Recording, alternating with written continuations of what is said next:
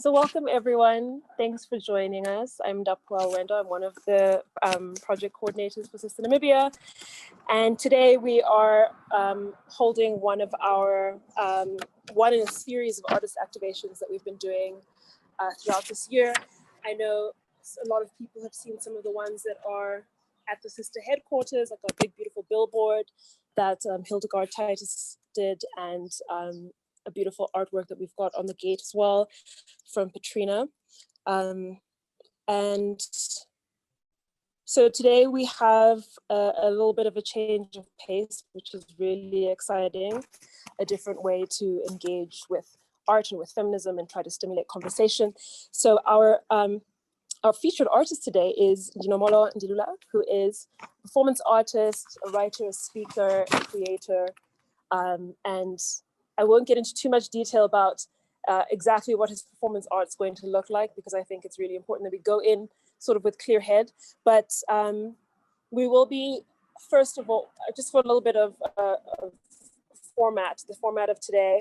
After my little intro, Dino's going to join us, and we have some people who've very kindly volunteered to help us with reading one of the archival documents that we are looking at today, which is the Combating Rape Act of 2000.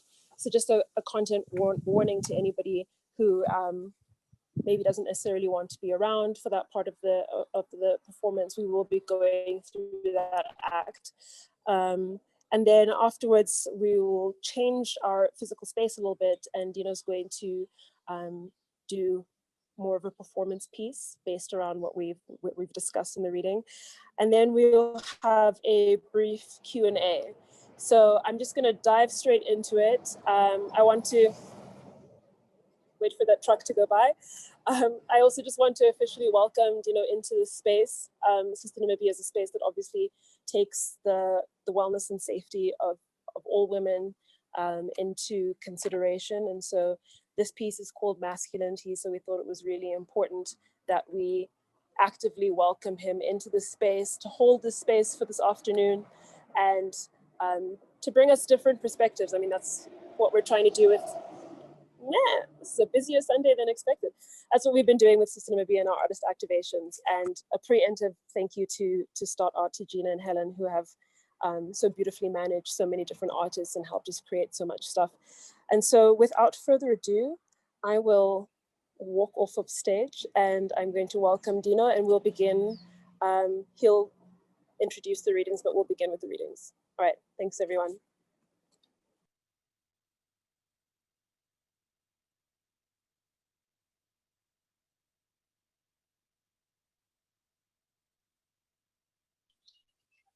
Can everybody hear me? Hello? Thank you very much, Ndapwa. Yes? Okay. I probably can't hear myself because I'm the one talking, so that makes more sense. Good afternoon, everybody. Thank you so much for tuning in today. First of all, thank you very much to Sister Namibia for being here, for existing. As a young, small human growing up in Windhoek, Sister was the first place that I was able to see queerness, and that was a space. It was a space for everybody, and I really appreciate that, having that space growing up. And so being asked to create something was a real honor. A lot of ums in that statement, but thank you very much. Thank you very much to Ndapwa for the invitation, the welcoming. Thank you to Start Art Gallery, to Gina and Helen, to Ross. Thank you to everybody who helped me in the making. My name again is Ndinomholo Ndilula. My pronouns are he, him, his. There's a truck. Yes, we'll wait for the truck. And my work is turning history into art. That's what I do in terms of artwork. My interest is in the story, the narrative of Namibian, of how Namibia came to be, the narration of the nation, if I can put it that way, and finding interesting ways of turning that history into art. That's what I do. In between that, I do all other kinds of things. I act, or I write a thing, or I create stuff. But turning history into art is what I do. And so a lot of that is archival work. It's going into archives and reading stuff and trying to understand and trying to build not only a narrative, but also really attempting to understand as much of the context around any narrative as is possible. So that's what I do. And so to be invited into the Sister Archive was overwhelming, actually. It seems almost otherworldly, the world that was documented of the late 80s and the 90s. It seemed for me like such a different world, and that so much has actually been done, so much has been achieved, and a great deal that has not yet come to fruition. Okay, they can't hear the truck, but I think, oh, Esther. Hello, Esther. Esther says she can hear me. Okay, great. I don't know what I think, but essentially, archives, sister. That's how I got to Combating of Rape Act, and so the main activation today is reading that document, a document that has taken decades, taken hundreds, thousands of people, taken a great deal of women power, taken a great deal of energy and time and funds, also resources.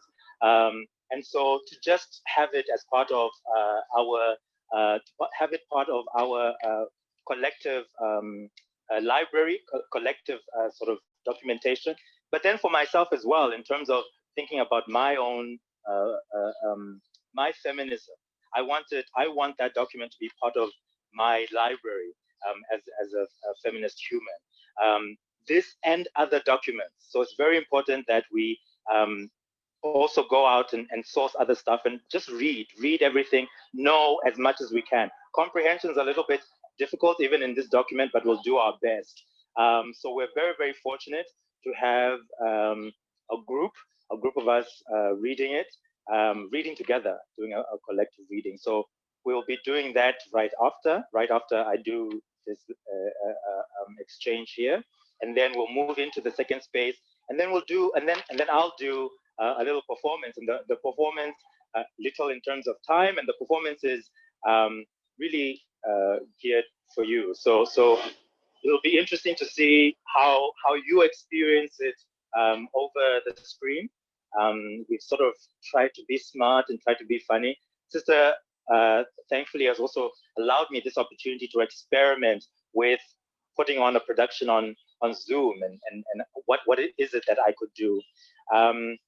So I do want to say that if anybody has any questions, please put them in the chat at any point.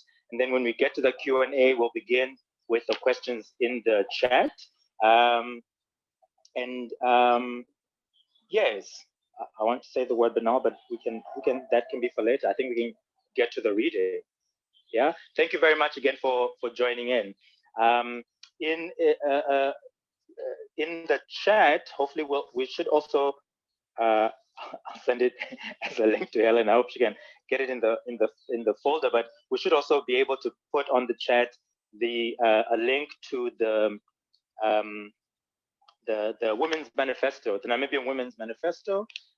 That's also a document that Liz Frank has very generously made available for us, sent to us, and so I think that's also another great document for. I've just decided that there's a feminist library. That's what we're doing. But okay, so we are now going to transition into the reading. Yes, which will be a little bit interesting. So I believe Pauline is first on. Yes, okay. Republic of Namibia, Annotated Statutes. Combating of Rape, Act 8 of 2000. Government Gazette 2326. Brought into force on 15 June 2000 by Government Notice 140 of 2000. Government Gazette 2348. The Act is amended by the Criminal Procedure Act 25 of 2004, Government Gazette 3358. However, that act has not yet been brought into force, so the amendments made by it are not reflected here. Explanatory note: words underlined with a solid line indicate insertions in existing provisions. Words in bold type in square brackets indicate omissions from existing provisions. Act. To provide for the combating. Go for it, Helen. Thank you. To provide for the combating of rape, to prescribe minimum sentences for rape, to provide for the abolition of the rule that a boy under the age of 14 years is presumed incapable of sexual intercourse, to provide for the modification of certain rules of evidence applicable to offences of a sexual or indecent nature. To impose special duties on prosecutors in criminal proceedings relating to sexual offences, to impose special duties on members of the police in respect of certain bail applications, to amend the Criminal Procedure Act 1997 so as to insert a certain definition.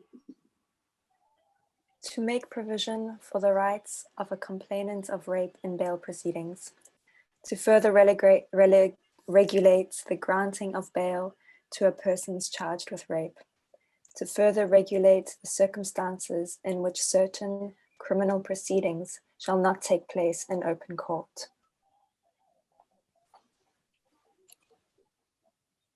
To extend the prohibition of the publication of certain information relating to certain offences, to further regulate the admissibility of evidence relating to similar offences by an accused, and to further regulate the admissibility of evidence relating to the character of a complainant of rape or an offence of an indecent nature, and to provide for matters incidental thereto. Signed by the President on 19 April 2000.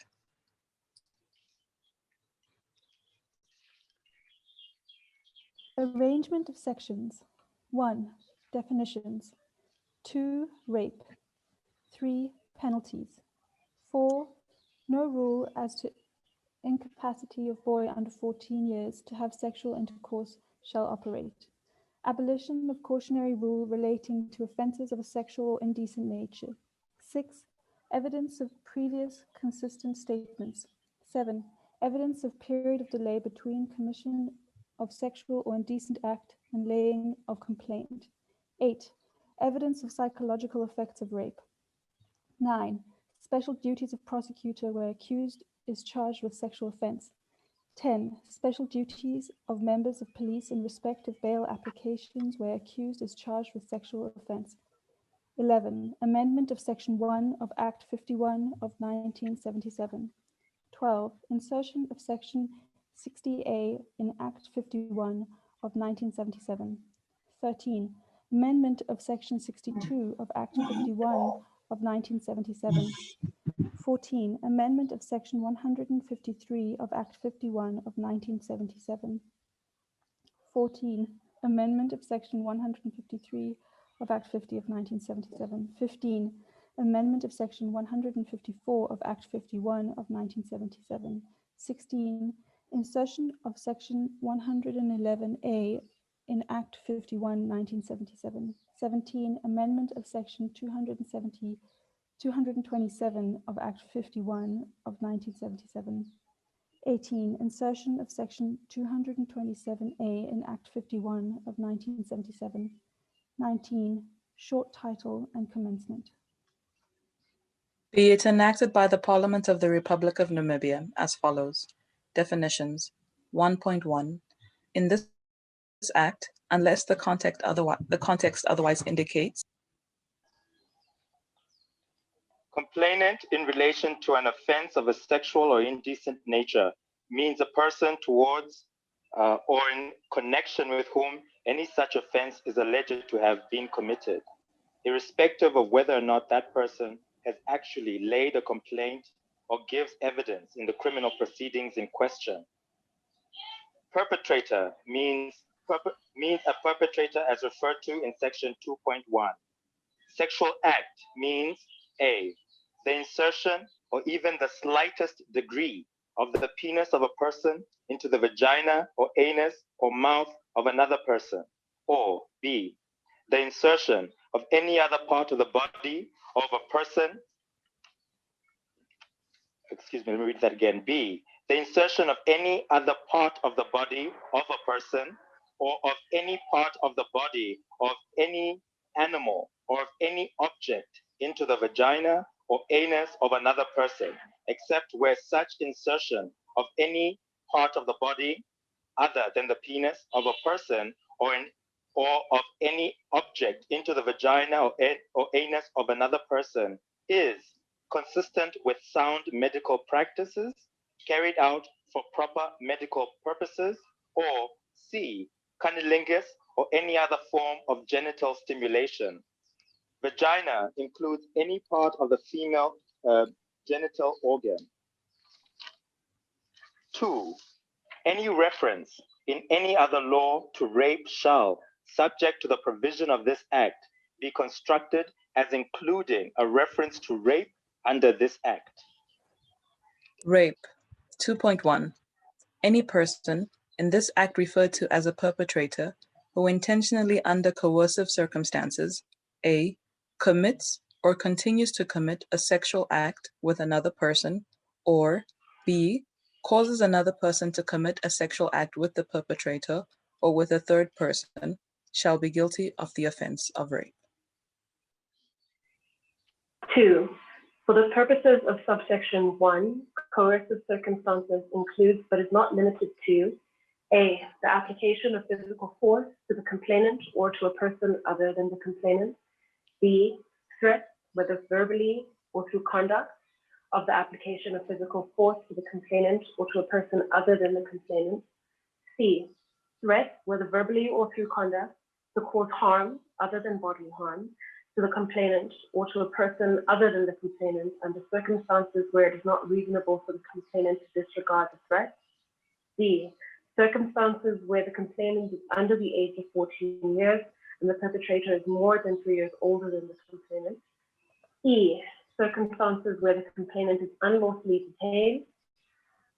F, circumstances where the complainant is affected by 1, physical disability or helplessness, mental incapacity or other inability, whether permanent or temporary, or 2, intoxicating liquor or any drug or other substance which mentally incapacitates the complainant, or 3, sleep, to such an extent that the complainant is rendered incapable of understanding the nature of the sexual act or is deprived of the opportunity to communicate unwillingness to submit to or to commit the sexual act.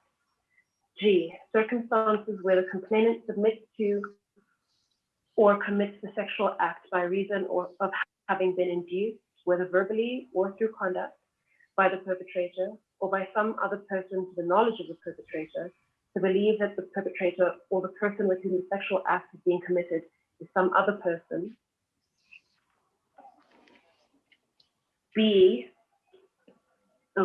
H, circumstances where as a result of the fraudulent misrepresentation of some fact by or any fraudulent conduct on the part of the perpetrator or by or on the part of some other person to the knowledge of the perpetrator, the complainant is unaware that a sexual act is being committed with him or her. I, circumstances where the presence of more than one person is used to intimidate the complainant. 3, no marriage or other relationship shall constitute a defense to the charge of rape under this act. Penalties. 3.1. Any person who is convicted of rape under this act shall, subject to the provisions of subsections 2, 3, and 4, be liable. A, in the case of a first conviction. Where the rape is committed under circumstances other than the circumstances contemplated in subparagraphs 2 and 3, to imprisonment for a period of not less than 5 years. 2. Where the rape is committed under any of the coercive circumstances referred to in paragraph A, B, or E of subsection 2 of section 2. 2. Imprisonment for a period of not less than 10 years. 3. Where A. The complainant has suffered grievous bodily or mental harm as a result of the rape.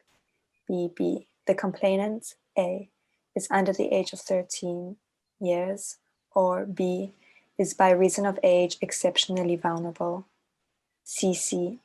The complainant is under the age of 18 years and the perpetrator is the complainant's parent, guardian, or caretaker, or is otherwise in a position of trust or authority over the complainant.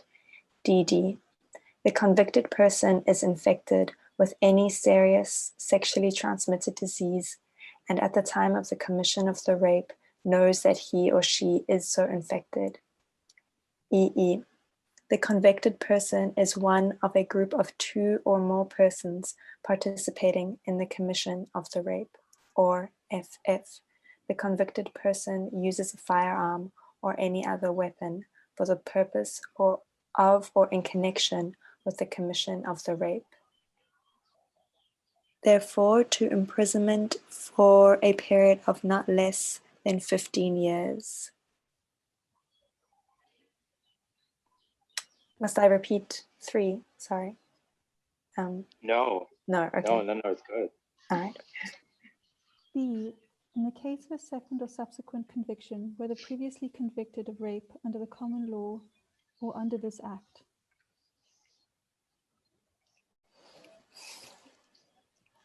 Where the rape is committed under circumstances other than the circumstances completed in subparagraphs 2 and 3, to imprisonment for a period of no less than 10 years.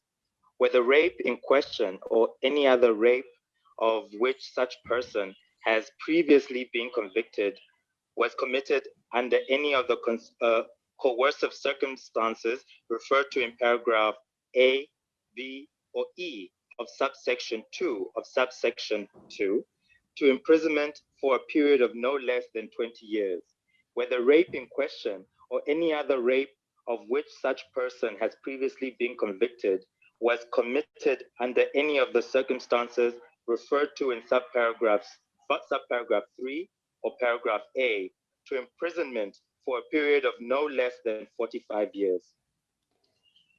2. If a court is satisfied with substantial and compelling circumstances exist which justify the imposition of a lesser sentence than the applicable sentence prescribed in subsection 1, it shall enter these circumstances on the record of the proceedings and may thereupon impose such lesser sentence. The minimum sentences prescribed in subsection 1 shall not be applicable in respect of a convicted person who was under the age of 18 years at the time of the commission of the rape, and the court may, in such circumstances, impose any appropriate sentence. If a minimum sentence prescribed in subsection 1 is applicable in respect of a convicted person, the convicted person shall, notwithstanding anything to the contrary in any other law contained, not be dealt with under section 297(4) of the Criminal Procedures Act 1977, Act number 51 of 1977, provided that if the sentence imposed upon the convicted person exceeds such minimum sentence, the convicted person may be so dealt with in regard to that part of the sentence that is in excess of such minimum sentence. No rule as to incapacity of boy under 14 years to have sexual intercourse shall operate. 4.1. If in any legal proceedings, the question is in issue whether a male person has had sexual intercourse or has performed an act of a sexual nature with another person or is the father of any child, such question shall be determined as a question of fact and no presumption or rule of law to the effect that a boy under the age of 14 years is incapable of sexual intercourse shall operate. 2. The criminal capacity of an accused under the age of 14 years who is charged with an offense of a sexual nature shall be determined in the same manner as the criminal capacity of an accused under the age of 14 years who is charged with any other offense. Abolition of cautionary rules relating to offenses of a sexual or indecent nature. 5. No court shall treat the evidence of any complainant in criminal proceedings at which an accused is charged with an offense of a sexual or indecent nature with special caution because the accused is charged with any such offense. Evidence of previous consistent statements. Evidence relating to all previous consistent statements by a complainant shall be admissible in criminal proceedings at which an accused is charged with an offense of a sexual or indecent nature, provided that no offense may be drawn only from the fact that no such previous statements have been made.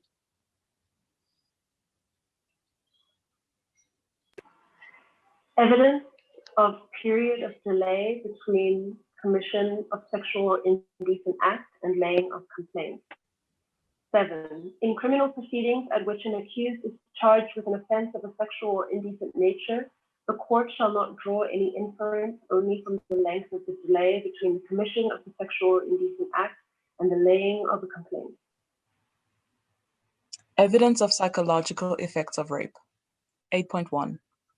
Evidence of the psychological effects of rape shall be admissible in criminal proceedings at which an accused is charged with rape, whether under the common law or under this act, in order, A, to show that the sexual act to which the charge relates is likely, 1, to have been committed towards or in connection with the complainant concerned, 2, to have been committed under coercive circumstances, B, to prove, for the purpose of imposing an appropriate sentence, the extent of the mental harm suffered by the complainant. 2, in estimating the weight to be attached to evidence admitted in terms of subsection 1, the court shall have due regard to A, the qualifications and experience of the person who has given such evidence, and B, all the other evidence given at the trial. Special duties of prosecutor when accused is charged with sexual offense. 9. In criminal proceedings at which an accused is charged with an offense of a sexual nature, it shall be the duty of the prosecutor to consult with the complainant in such proceedings in order, A, to ensure that all information relevant to the trial has been obtained from the complainant, including information relevant to the question whether the accused should be released on bail and, if the accused were so released, whether any conditions of bail should be imposed, and B, to provide all such information to the complainant as will be necessary to lessen the impact of the trial on the complainant. Special duties of member of police in respect of bail applications where accused is charged with sexual offense. 10. In criminal proceedings at which an accused is charged with an offense of a sexual nature, it shall be the duty of the member of the Namibian police force in charge of the investigation. A, to forthwith inform the prosecutor in such proceedings of any reason to believe that the complainant would be at risk if the accused is released on bail, and of any other investigations involving the accused, if any, and B, if bail has been granted to the accused, to forthwith, after becoming aware thereof, inform that prosecutor of any failure by the accused to comply with his or her conditions of bail. Amendment of Section 1 of Act 51 of 1977. 11. Section 1 of the Criminal Procedure Act 1977, thereafter referred to as the Principal Act, is hereby amended by the insertion in subsection 1 after the definition of charge of the following definition. Complainant in relation to an offense of a sexual or indecent nature means a person towards or in connection with whom any such offense is alleged to have been committed, irrespective of whether or not that person has actually laid a complaint or gives evidence in the criminal proceedings in question. Insertion of Section 60A in Act 51 of 1977. The following section is hereby inserted in the Principal Act after Section 60. Rights of complainant in bail application where accused is charged with rape. 60A. 1.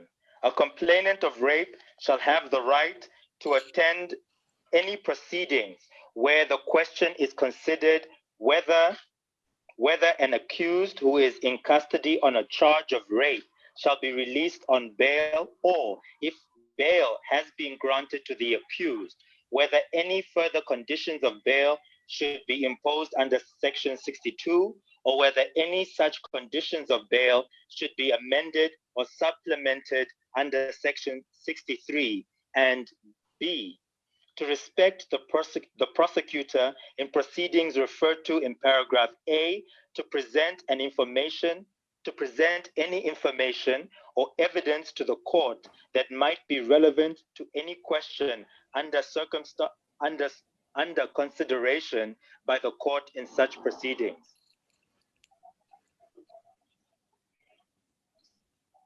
Two, if an accused is in custody on a charge of rape, the person in charge of the police station at any other place where the accused is detained in terms of Section 50, allow me to read that again. 2, if an accused is in custody on a charge of rape, the person in charge of the police station or any other place where the accused is detained in terms of Section 50, brackets 1, or close bracket, or any other person designated by such first nominated person shall, as soon as possible, inform the complainant concerned of A, the place, date, and time of the first appearance of the accused in court, and B, the rights of the complainant under subsection 1. 3. If an accused who is in custody on a charge of rape intends to apply to the court for bail on a date or at a time of which the complainant has not been otherwise informed in terms of this section, the accused or his or her legal representative shall request the person referred to in subsection 2 to inform the complainant accordingly, whereupon such person shall so inform the complainant. 4. The person who informs or who is required to inform the complainant in terms of subsection 2 or 3, as the case may be, shall prepare an affidavit stating whether the provisions of subsection 2 or 3 that's funny, I think the screen is a little weird. I feel like we may have gotten a little lost, but I'm jumping to page 8 because that's where we should be. Page 8. Page 8. Was I lost? No, yes, I think that's where we are. Yes. Whether the provisions of subsection 2 or 3, as the case may be, have been duly complied with, and if they have not been so complied with, the reasons for not complying with any such provision. B, the manner in which the complainant has been so informed, and C, the date and time when the complainant has been so informed. An affidavit prepared in terms of subsection 4 shall be handed to the judge or judicial officer presiding at the proceeding at which bail is considered, and such affidavit shall form part of the record of such proceedings. 6. If a complainant is present at proceedings at which bail is considered in respect of an accused who is in custody on a charge of rape, and such proceedings are postponed, The court shall inform the complainant of the date and time to which such proceedings have been postponed and of the complainant's rights under subsection 1. If a complainant is not present at proceedings referred to in subsection 6, the court shall require, this is 7, excuse me. The court shall inquire into the question whether the complainant has had knowledge of such proceedings, and 7a, shall, if it is satisfied that it is likely that the complainant has had knowledge of such proceedings, direct that the matter be dealt with in the absence of the complainant, or B, 7b, shall, if it is not so satisfied, postpone such proceedings in order to obtain the presence of the complainant, provided that, if it is in the interest of justice with due regard to the interests of the complainant, that the matter be dealt with forthwith. The matter shall be dealt with in the absence of the complainant. If a complainant is not present as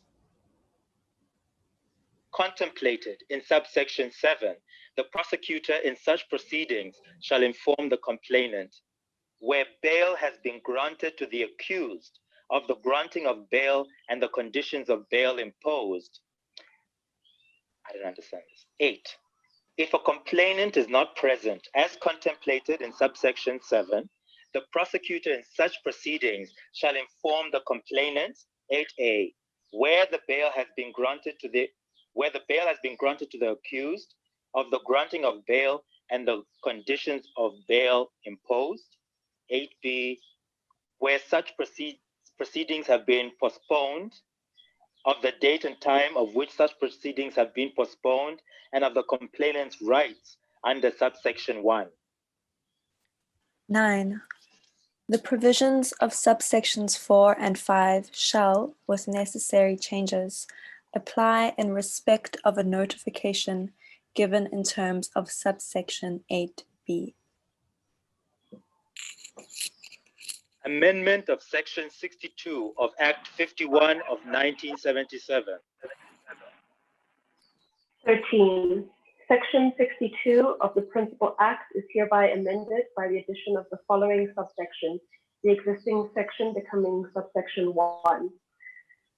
2.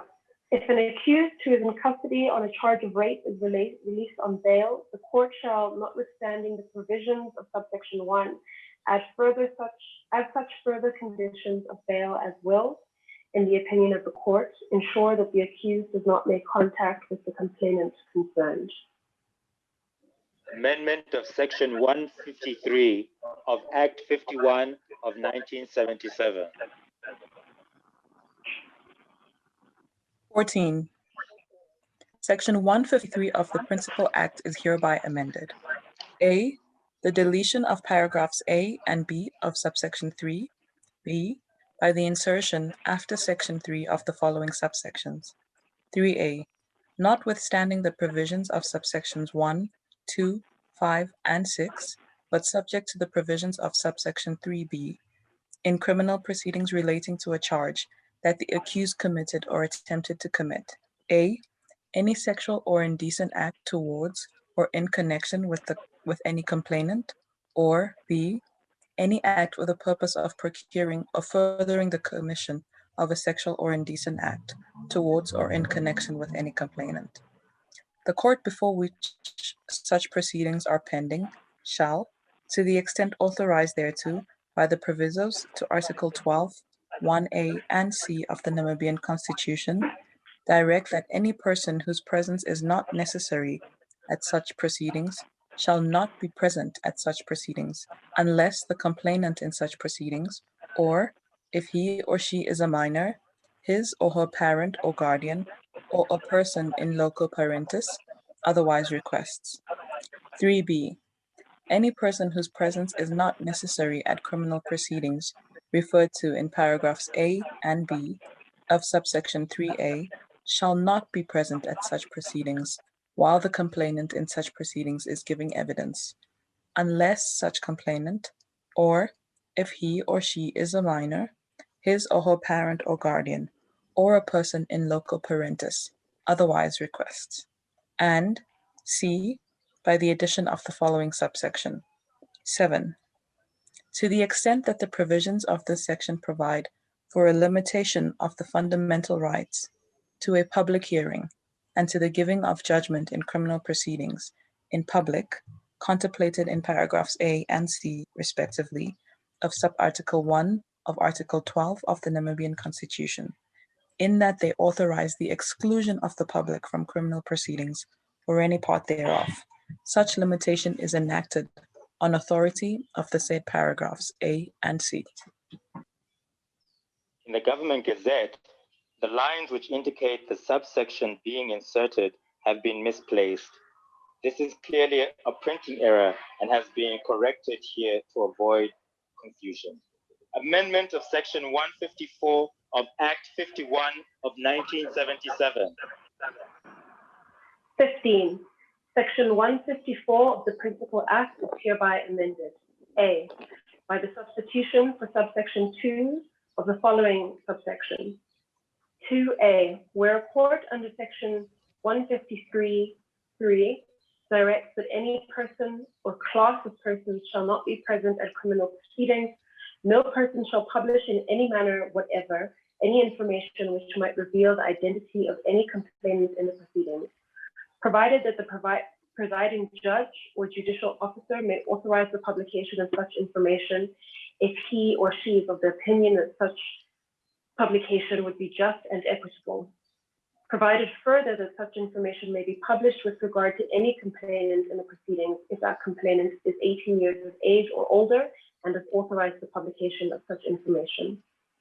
B, where a court in terms of section 153, subsection 3A, directs that any person shall not be present at criminal proceedings, or where any person is in terms of section 153, 3B, not permitted to be present at criminal proceedings, no person shall publish in any manner whatever any information which might reveal the identity of any complainant in the proceedings, provided that the presiding judge or judicial officer may authorize the publication of such information if he or she is of the opinion that such publication will be just and equitable. Provided further that such information may be published with regard to any complainant in the proceedings if that complainant is 18 years of age or older and has authorized the publication of such information. C, no person shall at any stage from the time of the commission of the relevant offense to the appearance of an accused in court upon any charge referred to in section 153(3) or 153(3A, or at any stage after such appearance but before the accused has pleaded to the charge, publish in any manner whatever any information which might reveal the identity of the complainant towards or in connection with whom such offense is alleged to have been committed. B, by the substitution of subsection 5 for the following subsection. 5.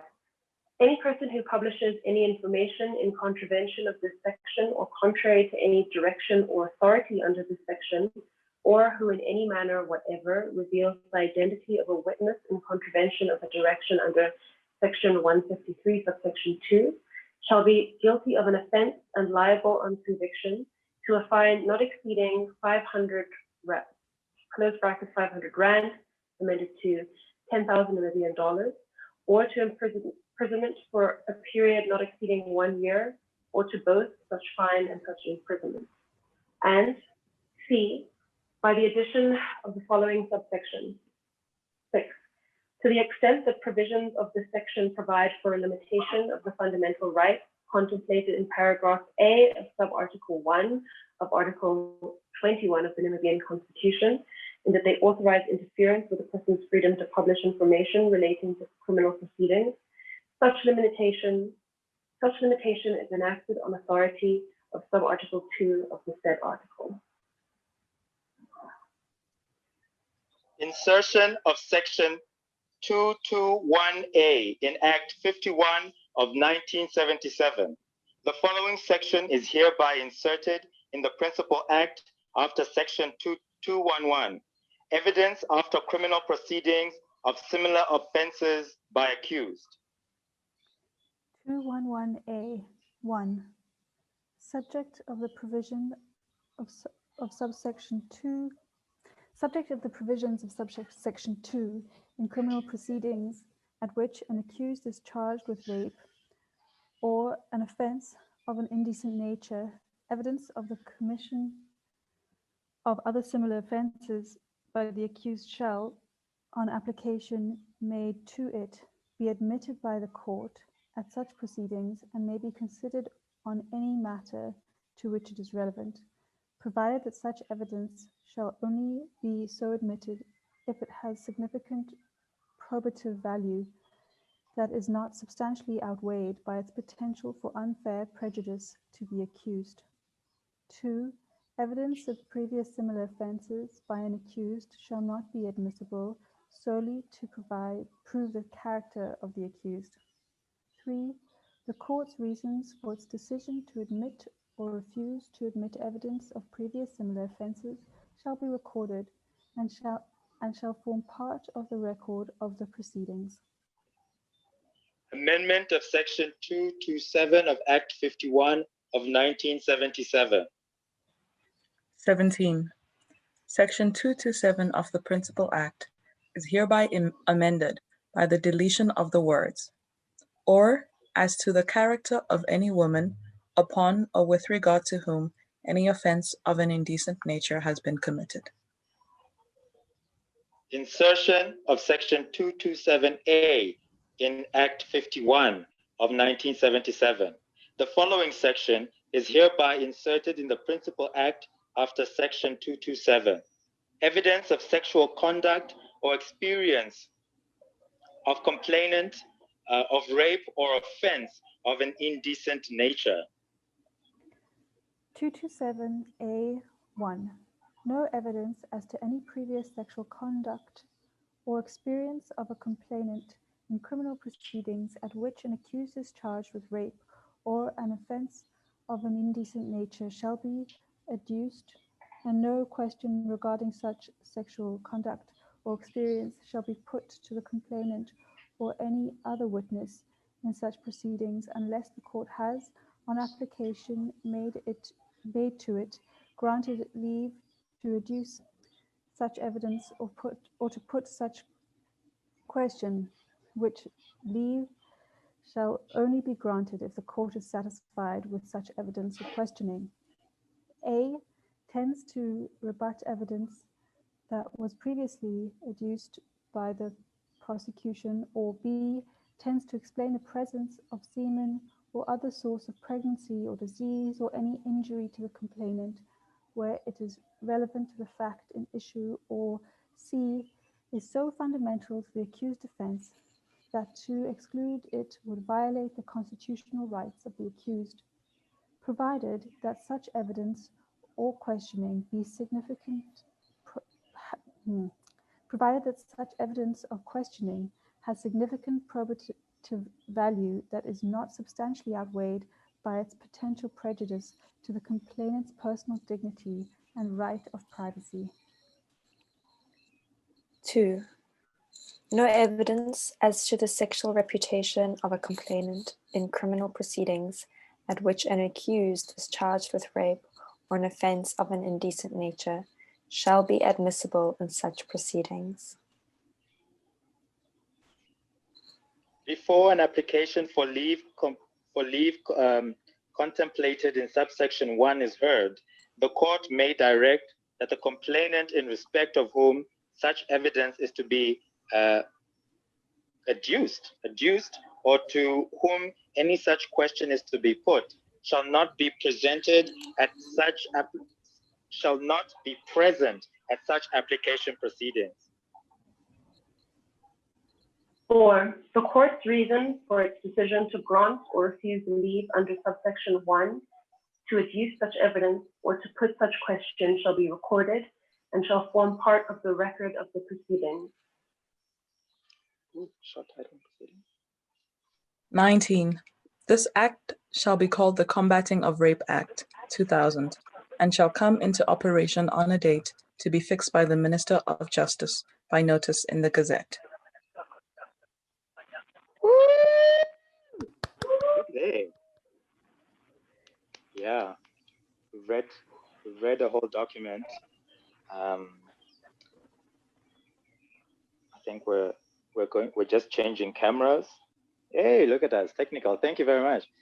Thank you very much, everybody, for staying with us and reading with us. One of the major issues we face as a community of people, as a nation, as a region, is data phobia. There's information out there.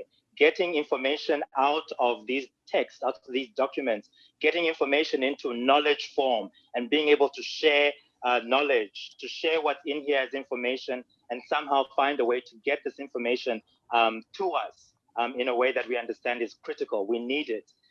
So thank you again to Sister and to everybody who made this possible, made this document possible. It is not enough that we have this document. We must, as individuals, we must find out what has been done after this document, what amendments, how do we move forward? But then also, in terms of putting this documentation into action, where can we be of service? So thank you very much.